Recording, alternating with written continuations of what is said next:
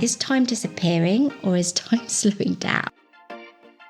Have you just come out of a meeting where time stood still and you were looking out the window, you were watching paint dry on the wall? Like, these are extreme examples, but that is anti-flow.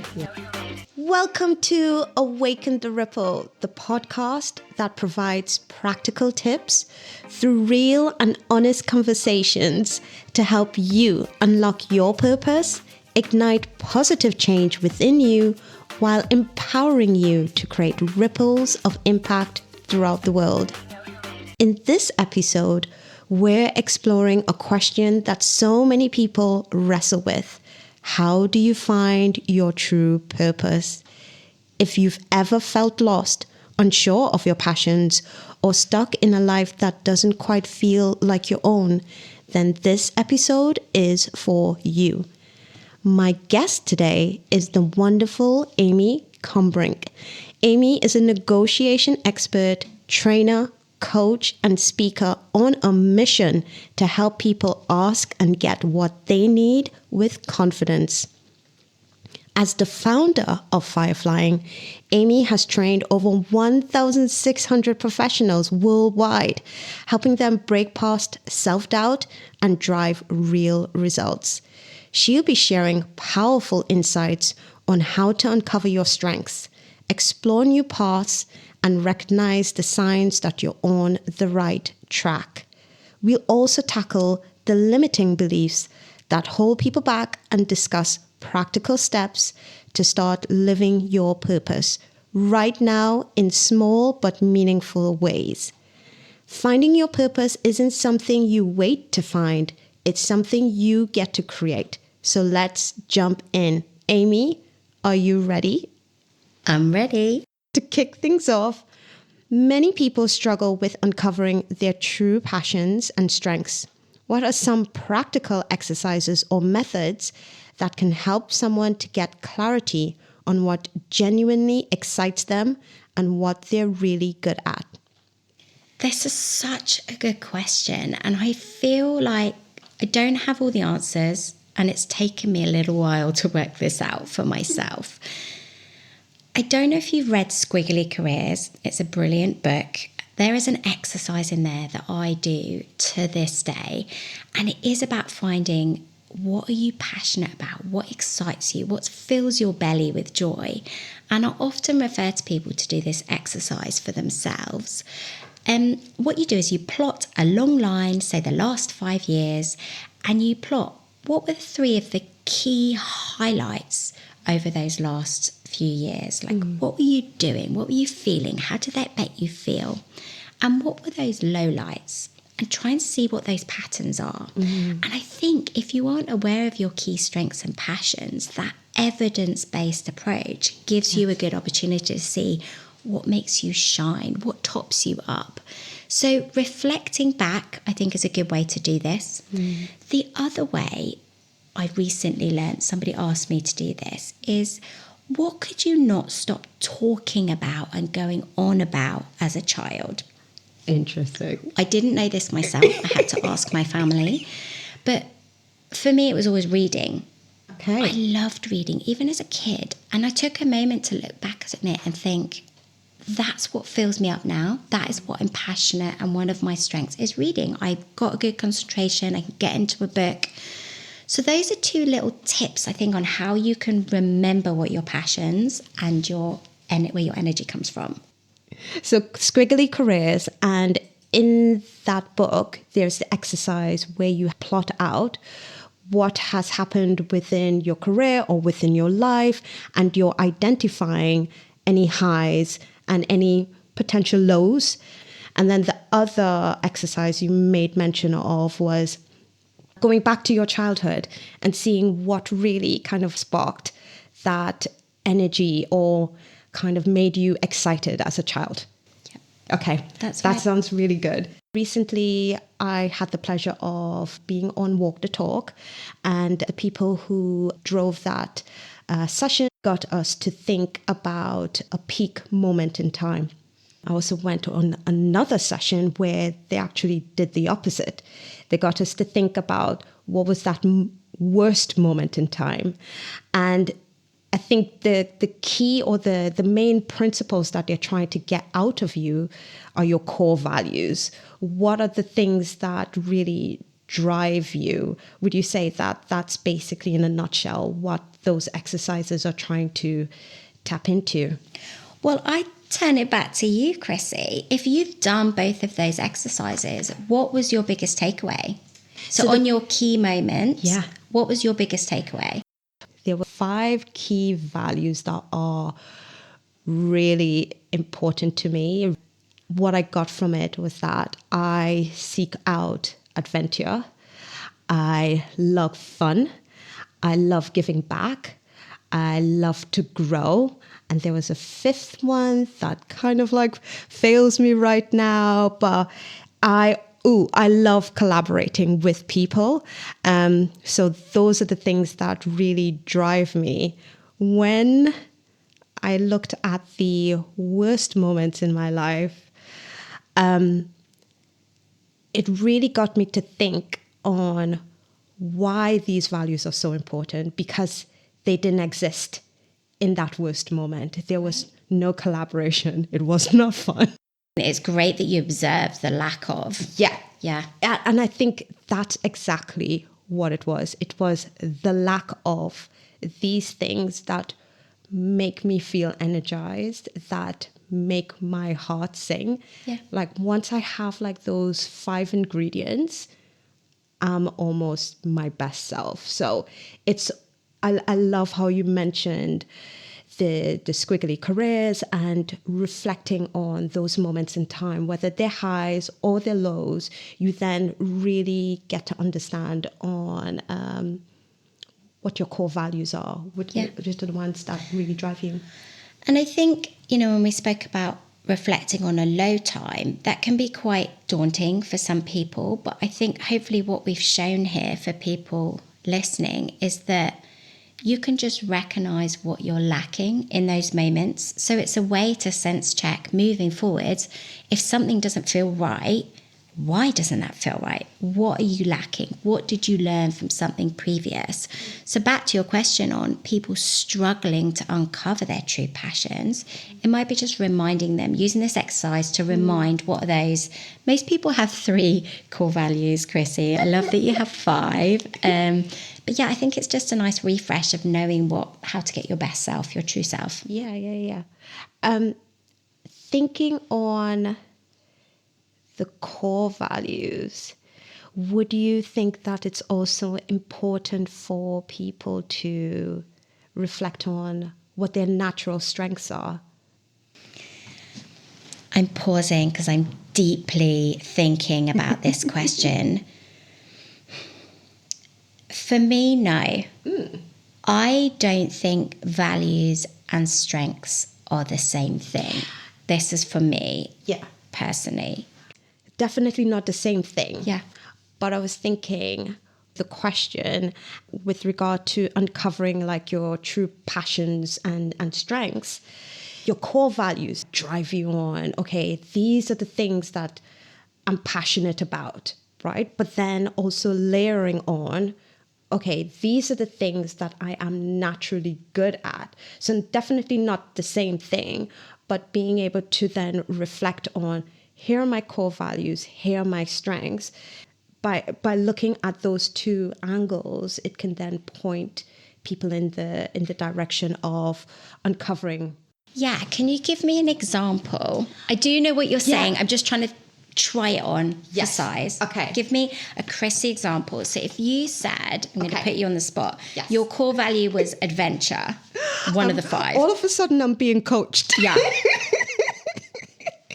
So basically, I would go back to like my core values. So I would say the adventure, the collaboration, the fun, giving back, growth, that sort of thing. Those are the key things that need to exist. But then my strengths, I know I am quite analytical. I could be quite structured as well. So I'm just thinking, say, for instance, and I'm just thinking off the top of my head, if I'm thinking about, oh, I want to get into travel planning for groups of people, right? So knowing what people are interested in, say they want to go to Trinidad and Tobago for Carnival, and I know exactly the number of people, for me, this would be an absolute dream job, because then it's taking off all of those core values, but it's allowing me to lean into my strengths, which is being like super structured. So then I can create a package holiday for a group of 12 people to head to Trinidad and Tobago on holiday. So that in a nutshell could be, oh, this could be my purpose, because I've analyzed what my core values are. I've also looked into what I'm really, really good at and combined them all together. Yeah. I see what you mean there. So it's almost combining all the ingredients together, yes, and then producing something wonderful. So that was a great example, and I hear more what you're saying. Yes. I think for me, that's a very logical way to go about the problem. That's me. I'm less analytical, which is why, again, hopefully we're a brilliant pair. I think that values are things that you crave. So not you. I crave values. So things I value, I seek, I look out for opportunities to have. So for me, that would be risk-taking,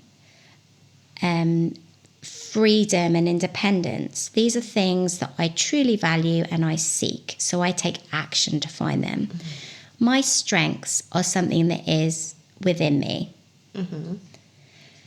So therefore, my strengths power me to do things that explore and help me get those values. So I'm almost viewing strengths as a stationary asset that you reflect on, remember, rediscover, and I seek what I value to keep myself on my toes. I get so mine's about feeling what feels right and what feels wrong. What am I missing? What am I craving? What do I have? What do I not have? So almost magnets. Yeah. Are they working together or are they working against each other?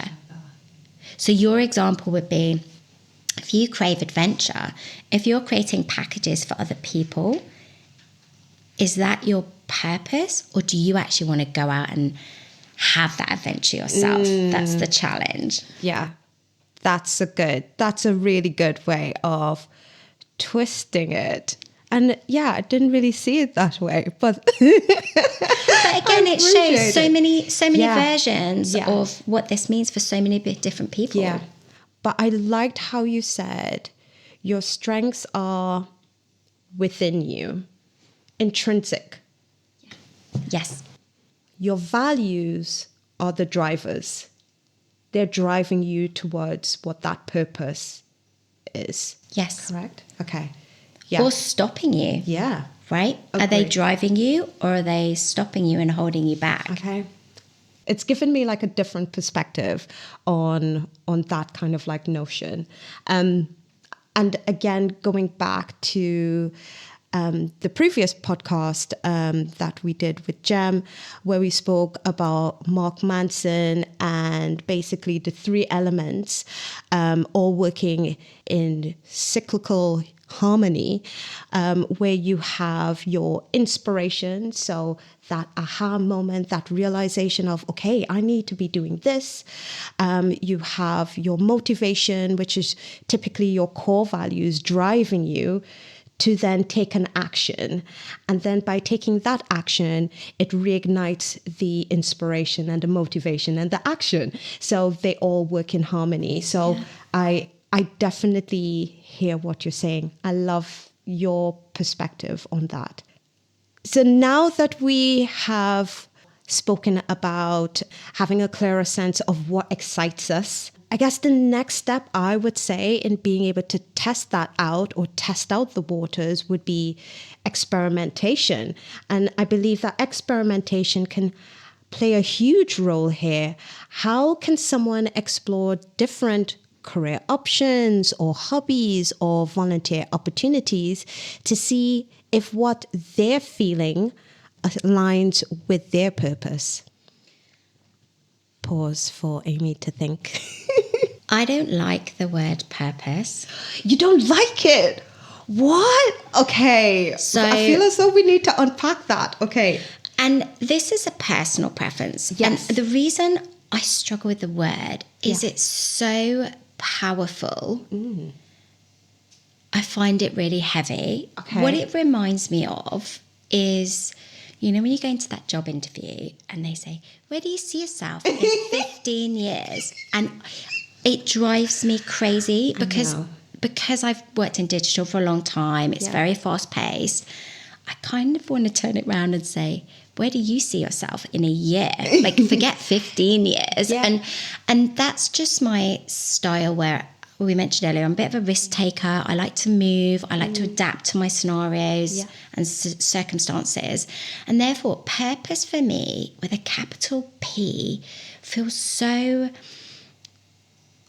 just really heavy. So What is there another word that I was you going to would say, typically I'm going to use? slightly tweak it if it's okay. Just play around with another one. Let's tweak it. And the word is going to be flow. Okay, we're going flow. Flow. So if I had to reword that question, it would be, how can someone explore different career options, hobbies, or volunteer opportunities to see if what they're feeling aligns with their flow, with their unique flow? Yes. Either of those, all of those. And flow for me is a state of being and how you are currently in that moment. I think if you keep achieving flow regularly, you get closer or achieve your purpose. So flow for me, a lot of people talk about this term, is when time disappears. Yes. Right? So you're in the flow of something, you're enjoying it, you're just outside your comfort zone. And so back to your question, you could be doing a career or a hobby or a volunteer opportunity that aligns so well with your core values, your core strengths. You are in flow. Yeah. Is it your purpose? Eesh, I don't know. I think I need a PA or a genie in a lamp to tell me that. Yeah. And maybe I just put that pressure on myself. But I think if we talk about how can you achieve flow, it's test and learn, exactly what you've said. How does it feel? Does it align with your core values? And one of the main ways I have found this throughout my career is networking. Okay, so the power of the network. Who do you know? Where do they work? What do they do? What intrigues them by their job? And that's how you see opportunities to try something new, whether it fits with you or not. So how could someone explore their flow and ultimately get to their purpose? For me, it'd be using the power of the network to figure out what tops your energy up, what gets you closer to flow, and then do you reach your purpose? Again, is purpose a journey or a destination?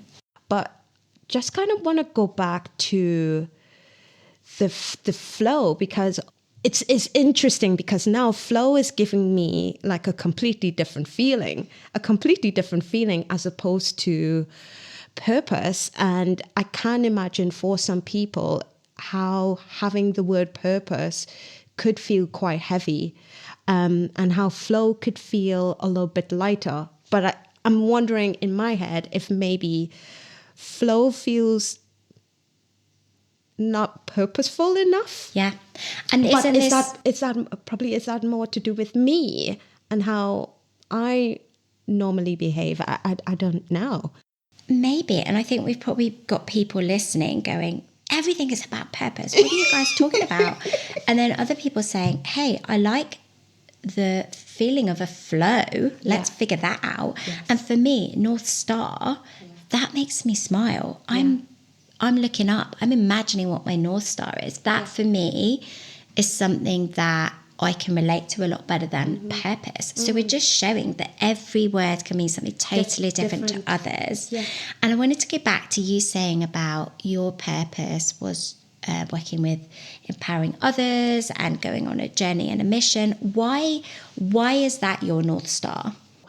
Really good question. that you've asked me, because as you're saying that, I'm reflecting on my own journey, especially coming from Trinidad and Tobago and living here for 20 years, but thinking how lonely it felt in the first few years, really thinking about my place in the UK. And I think for the longest of time, I was really struggling to figure out what my uniqueness was. I think initially I didn't want to stand out too much because I felt like the outsider.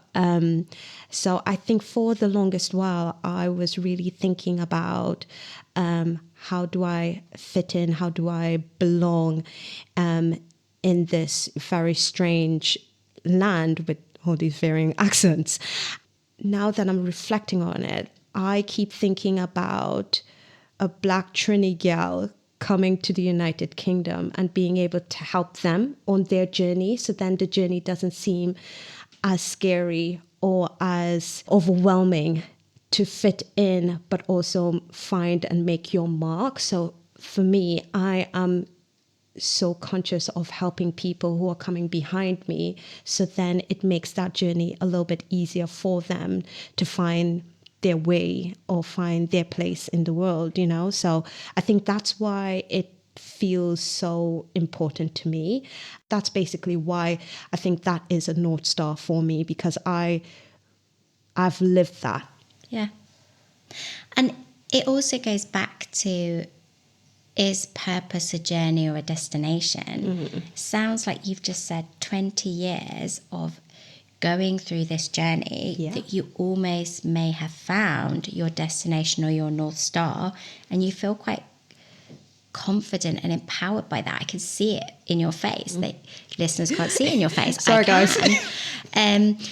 But for me, perhaps it is a situational perspective. I have young children. I've recently moved to working for myself. Maybe it's that I'm just beginning my journey again. So I am not as far along. So talking to me about purpose, the timing isn't quite right for me to answer that question. Got it. Okay. So going back to what we were just talking about, where we said purpose or flow or North Star, I guess it can mean different things for different people based on where they are in their journey right now. I think the key to all of this is really understanding your core values and experimenting with the network who is around you in being able to figure out what actually feels good, what aligns with you. Because I think we're human beings. We would naturally know what aligns to us or not, but we would never know if we're not pushing those boundaries and experimenting with different things, wouldn't you say? Yeah, I totally agree. And just a quick point on values for those that are listening, and we're casually talking about what our values are. Just throwing out values. Sometimes this can be easier said than done. You might have a really obvious value that someone's told you or you notice yourself. However, you might be listening thinking, what? Like, what is my value? And I think you can literally list all the values off and go along with a pen or a digital version, draw a circle around it, cross and tick what feels right, what feels wrong. Literally think you could print off a list of values off Google and decide what works, what doesn't, because I think it can be a surprising and enlightening exercise. I think, Amy, you mentioned like most people would have 3. Is that typically like the number that, you know, people should kind of aim for? Or, I mean, I have 5. I have 5, but I feel if you have like 10, that's too much. Yeah. I feel maybe like a 3 or 5 would stand out and resonate. How about we go with 3 to 5? 3 to 5. 3 to 5. What feels right? Yeah, what feels right. Thank you so much.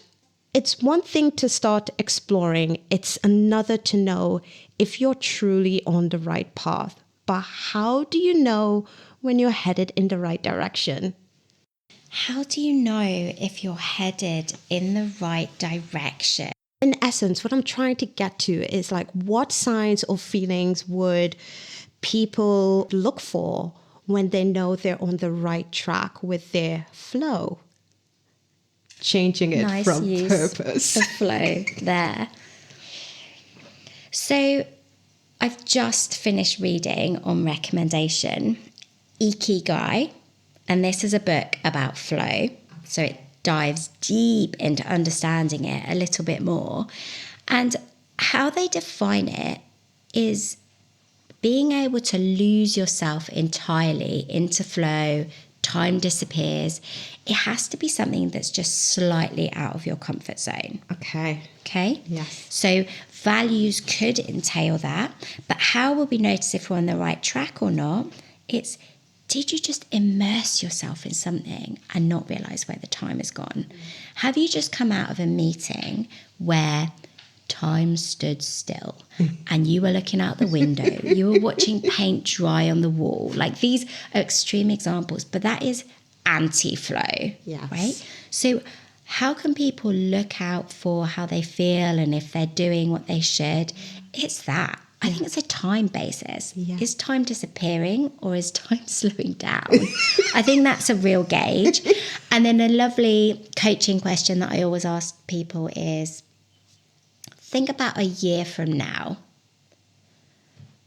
Do you still want to be doing the same thing or the same activity? How does that feel to you? So what you're doing is you're intentionally getting somebody to keep doing what they're doing today for a whole other year. Does that empower them or suck the life out of them? Does it suck the life out of them?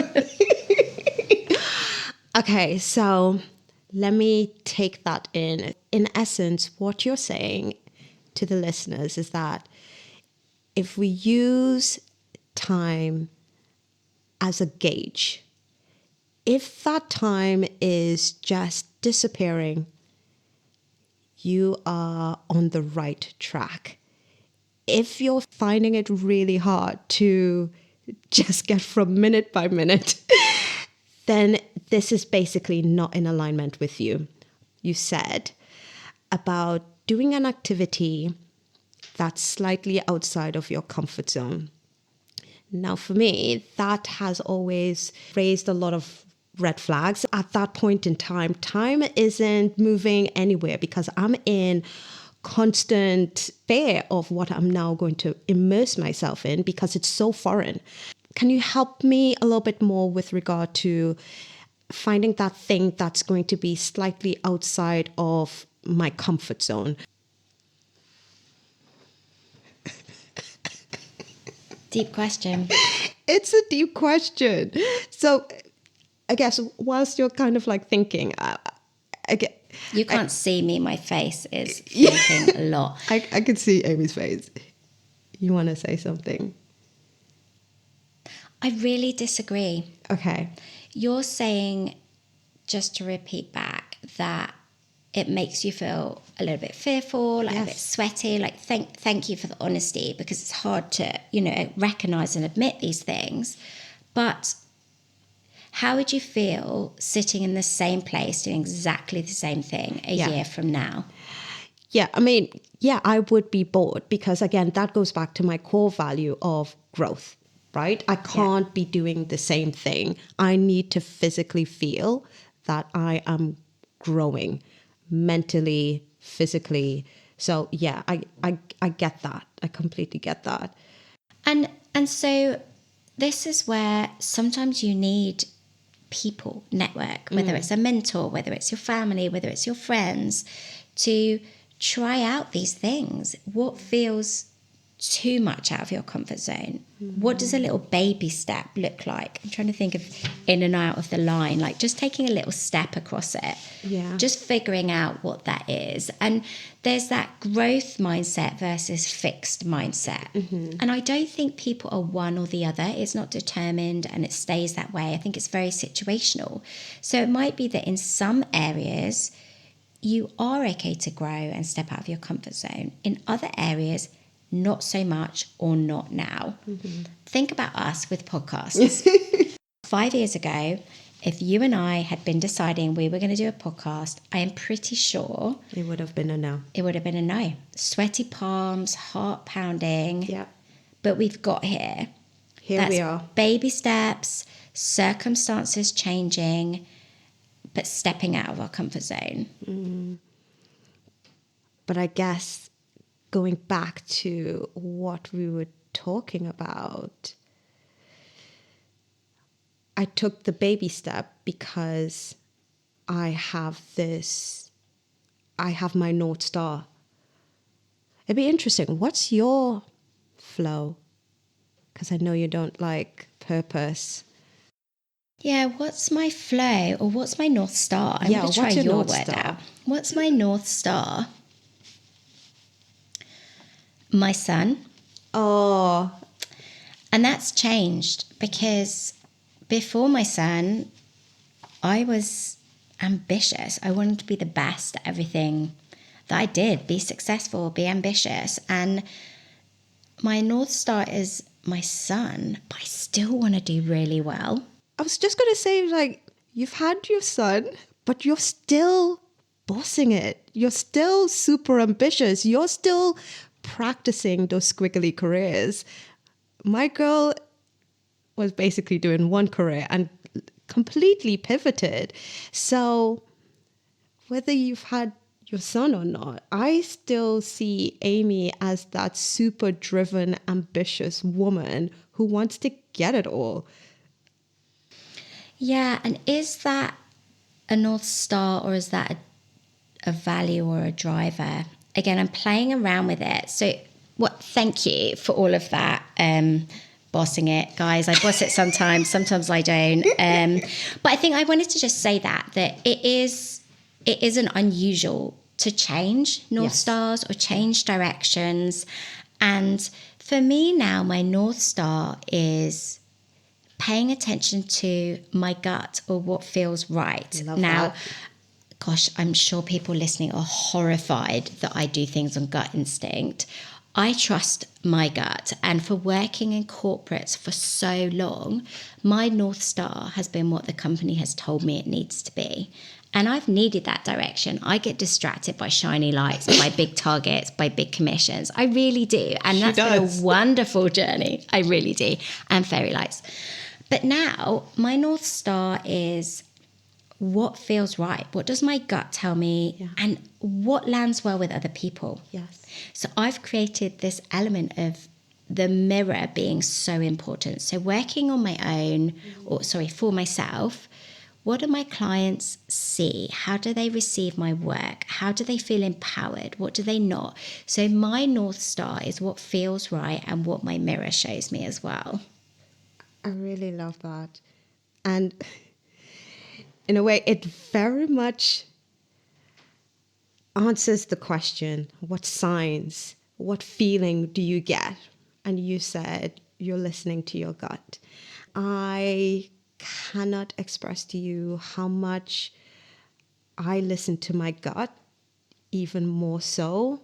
It takes me back to another podcast that I've listened to, Dr. Tara Swart.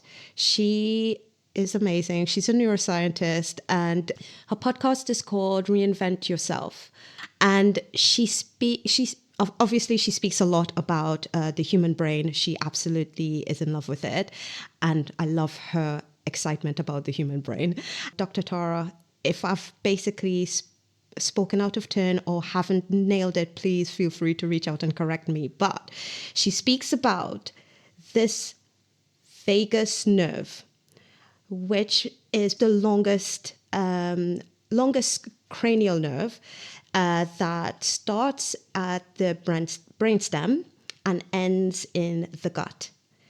So there's this two-way communication that goes on. And obviously, our brain is processing millions of information all the time, subconsciously, unconsciously. The thinking is that as we're processing all of this information is also going to our gut, and our gut is responding. right? So that's basically like the whole premise to gut instinct. Our body knows. Our body knows intrinsically what's right for us, what is aligned to us. So I completely agree with you, Amy. It's definitely something that I have been listening more to. And I think it's so important for us to have a really close connection with our body. What is our body telling us in certain conversations? Is it making us feel energized, which is basically saying, hey, my core value here is being ticked here. Keep going towards it. Or there is a lack of my core value being ticked off here. This is not the environment where I'm going to thrive. So I completely agree with you. It's resonating very deeply with me. And the data, evidence behind it. There I is like data, that. Dr. Tara. Yeah. And Chrissie, we're nodding and agreeing on this, and hopefully some of the listeners are as well. But there are people that are more risk averse. So for those that are just in a new job, just about to finish university, or just beginning, they might feel really unconfident to do what we're talking about here. So I think how you can still learn and use this skill is if something happens and it didn't feel right and it didn't go well, reflect back. What did your gut tell you? What have you learned for next time? So through your experiences, how do you build that gut response and trust it more? Yeah, I love that. So reflect on these experiences and see what's coming up. Okay, love that. So while finding your purpose is empowering, it's also easy to get stuck by limiting beliefs that can hold us back. What are some common limiting beliefs people have about finding their purpose, and how can they shift those beliefs to move forward? Anything that starts with, I can't, I won't be able to, what if, I don't think. So common limiting beliefs, or anything that's the sentence starts with those. Perfectionism. That's me. Fear of failure. Chrissie is nodding. What other people think. Yeah. And the word should. If anybody says should to me, I will stop them and say, why should you? Should is the word that is loaded with a limited belief. Give me an example of that. I should really get that email out tonight. Why should you? Because I meant to do it earlier in the day, and if I don't, the client's going to hate me. They're the limiting beliefs because there's no evidence there to what you're thinking and believing. And plus, there's also that lackluster of motivation even behind it, with that example that you just gave. And I'm saying it like it's the easiest thing in the world. Yeah. Part of becoming a coach, you spend absolutely ages working on your own limiting beliefs and recognizing them in someone else in a sentence. Yes. So it takes a long time to do that. So back to purpose, it would be, I really like to take risks and go traveling. I really believe that's what my purpose is and what I should do, and it aligns with my values. But what if I get bitten by a mosquito and I get really ill and I never make it home? Now, that could happen. Yes. But that's fear and a limiting belief that is stopping you. I don't know what the percentage likelihood of getting bitten by a mosquito. I wish I knew what that was. But it's what limiting beliefs hold you back. They hold on to your ankle. Yes.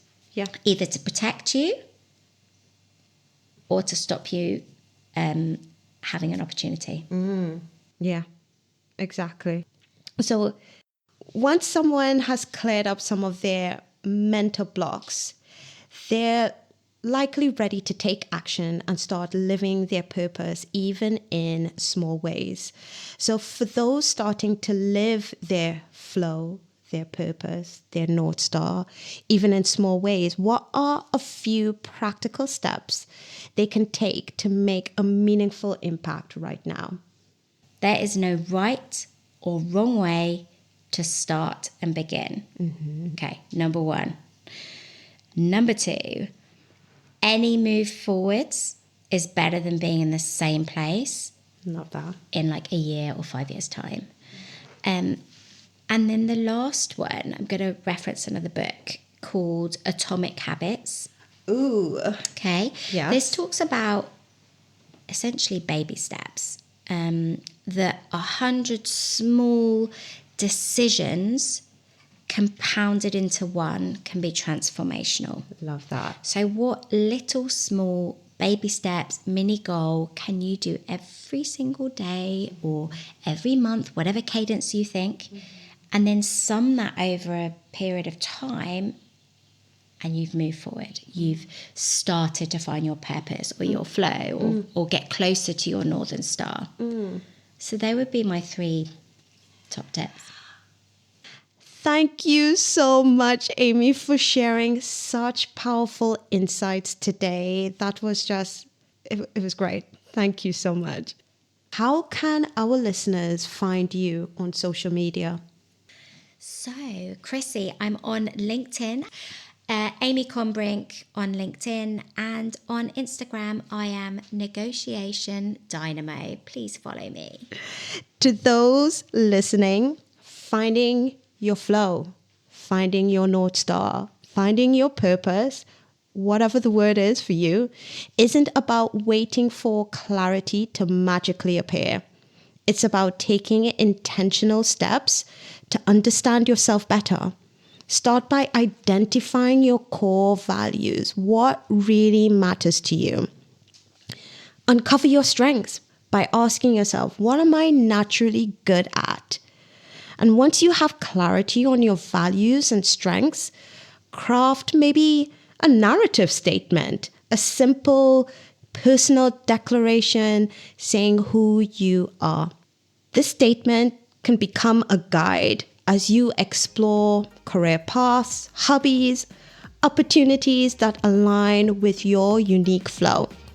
But for now, keep awakening the ripple within you and trust that each step forward is shaping something truly meaningful.